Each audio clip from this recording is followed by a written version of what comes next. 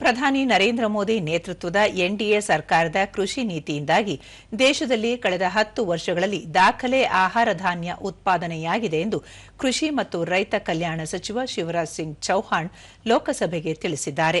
ಪ್ರಶ್ನೋತ್ತರ ವೇಳೆಯಲ್ಲಿಂದು ಸದಸ್ಯರ ಪ್ರಶ್ನೆಗೆ ಉತ್ತರ ನೀಡಿದ ಅವರು, ದೇಶದಲ್ಲಿ 357 ದಶಲಕ್ಷ ಟನ್ ಆಹಾರ ಧಾನ್ಯ ಉತ್ಪಾದನೆಯಾಗಿದ್ದು ಹೊಸ ದಾಖಲೆಯಾಗಿದೆ.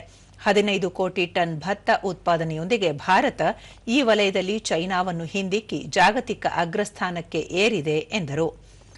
ಪ್ರಧಾನಮಂತ್ರಿ ಧನಧಾನ್ಯ ಯೋಜನೆಯ ಪರಿಣಾಮಕಾರಿ ಅನುಷ್ಠಾನದಿಂದಾಗಿ ಭತ್ತ ಮಾತ್ರವಲ್ಲದೆ ಬೇಳೆಕಾಳು, ಎಣ್ಣೆ ಬೀಜ, ಸೋಯಾಬೀನ್ ಸೇರಿದಂತೆ ಎಲ್ಲ ಉತ್ಪನ್ನಗಳ ಇಳುವರಿ ಹೆಚ್ಚಾಗಿದೆ. ಒಟ್ಟು 357 ದಶಲಕ್ಷ ಟನ್ ಆಹಾರ ಧಾನ್ಯ ಉತ್ಪಾದನೆಯಾಗಿದ್ದು ಆಹಾರದ ಭಂಡಾರ ಭರ್ತಿಯಾಗಿದೆ. ಕಳೆದ 10 ವರ್ಷಗಳಲ್ಲಿ ಆಹಾರ ಧಾನ್ಯ ಉತ್ಪಾದನೆಯಲ್ಲಿ ಶೇಕಡಾ 46ಕ್ಕಿಂತ ಹೆಚ್ಚು ಪ್ರಗತಿಯಾಗಿದೆ ಎಂದು ಹೇಳಿದರು. ಕೃಷಿ ಸಮಗ್ರ ಅಭಿವೃದ್ಧಿಗಾಗಿ ಆಹಾರ ಭದ್ರತೆ, ರೈತರ ಹಿತರಕ್ಷಣೆ ಮತ್ತು ಪೌಷ್ಟಿಕ ಆಹಾರ ಒದಗಿಸುವುದು ಸೇರಿದಂತೆ 3 ಮುಖ್ಯ ಗುರಿಗಳನ್ನು ಹಾಕಿಕೊಳ್ಳಲಾಗಿದೆ. ರೈತರಿಗೆ ಪ್ರತ್ಯೇಕ ಗುರುತಿನ ಚೀಟಿ ನೀಡಲಾಗುತ್ತಿದ್ದು, ಇದರಲ್ಲಿ ಕೃಷಿ ಜಮೀನಿನ ವಿಸ್ತೀರ್ಣ, ಕುಟುಂಬ ಸದಸ್ಯರ ವಿವರ, ಬೆಳೆ ಮಾಹಿತಿ ಸೇರಿದಂತೆ ರೈತರಿಗೆ ಸಂಬಂಧಿಸಿದ ಎಲ್ಲ ವಿವರಗಳು ಇರಲಿವೆ ಎಂದು ಹೇಳಿದ್ದಾರೆ. सब्जियां भी तो चाहिए और इसलिए पोषण का ध्यान रखते हुए हमने फल और सब्जियों के उत्पादन पर ध्यान दिया है। और मुझे ये बताते हुए खुशी है कि जब इनकी सरकार थी तब पैदा होता था 277 मिलियन टन और अब ರೈತರಿಗೆ ಒಟ್ಟು 1,86,000 ಕೋಟಿ ರೂಪಾಯಿ ಸಹಾಯಧನ ನೀಡಲಾಗಿದ್ದು, ಮಾರುಕಟ್ಟೆ ದರಕ್ಕಿಂತ ಅತಿ ಕಡಿಮೆ ಬೆಲೆಯಲ್ಲಿ ಯೂರಿಯಾ ಸೇರಿದಂತೆ ರಸಗೊಬ್ಬರ ಒದಗಿಸಲಾಗುತ್ತಿದೆ. ಕೃಷಿ ಇಳುವರಿಯಲ್ಲಿ ಪ್ರಾದೇಶಿಕ ಅಸಮಾನತೆ ತೊಡೆದುಹಾಕಲು ರಾಷ್ಟ್ರೀಯ ಸರಾಸರಿಗಿಂತ ಕಡಿಮೆ ಇರುವ ಜಿಲ್ಲೆಗಳಲ್ಲಿ ಉತ್ಪಾದನೆ ಹೆಚ್ಚಳಕ್ಕೆ ಸಕಲ ಕ್ರಮ ಕೈಗೊಳ್ಳಲಾಗಿದೆ. ದೇಶದ 100 ಜಿಲ್ಲೆಗಳಲ್ಲಿ ಈ ಯೋಜನೆ ಜಾರಿಗೊಳಿಸಲಾಗಿದ್ದು, ಈ ಪೈಕಿ 96 ಜಿಲ್ಲೆಗಳು ಪ್ರಗತಿ ಕಂಡಿವೆ. ಆದರೆ ಪಶ್ಚಿಮ ಬಂಗಾಳ ಸರ್ಕಾರದ ಅಸಹಕಾರದಿಂದ 4 ಜಿಲ್ಲೆಗಳು ಯೋಜನೆಯಿಂದ ವಂಚಿತವಾಗಿರುವುದು ದುರದೃಷ್ಟಕರ ಎಂದು ಹೇಳಿದರು. ಕಲಾಪದ ಆರಂಭದಿಂದಲೂ ಪ್ರತಿಪಕ್ಷಗಳ ಸದಸ್ಯರು ಘೋಷಣೆ ಕೂಗುತ್ತಾ ಗದ್ದಲ ಉಂಟು ಮಾಡಿದರು. ರೈತರ ಪ್ರಗತಿ ಕುರಿತ ಮಹತ್ವಪೂರ್ಣ ವಿಷಯದ ಚರ್ಚೆಯ ವೇಳೆ ಗದ್ದಲ ಉಂಟು ಮಾಡಬಾರದು ಎಂದು ಸಚಿವ ಶಿವರಾಜ್ ಸಿಂಗ್ ಚೌಹಾಣ್ ಕೋರಿದರು.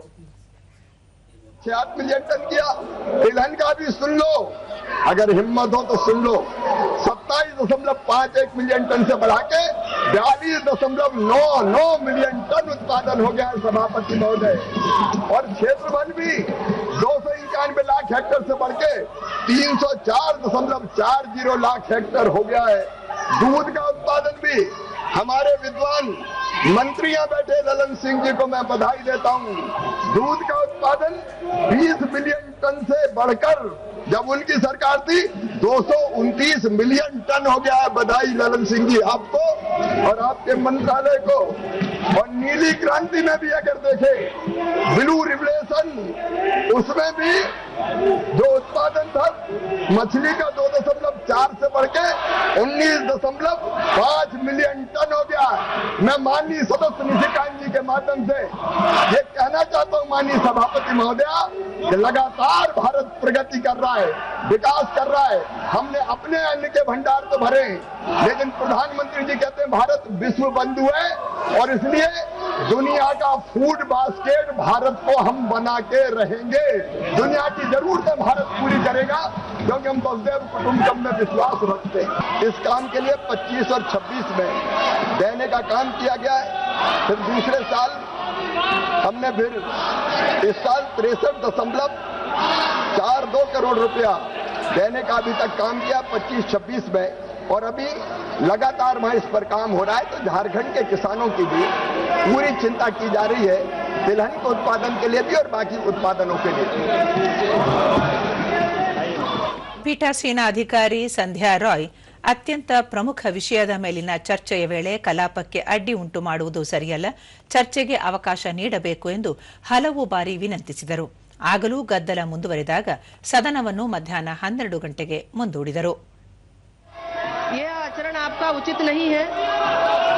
आप सदन को चलने नहीं देना चाह रहे, प्रश्नकाल नहीं चलने देना चाह रहे। सभा की कार्यवाही 12 बजे तक के लिए स्थगित की जाती है।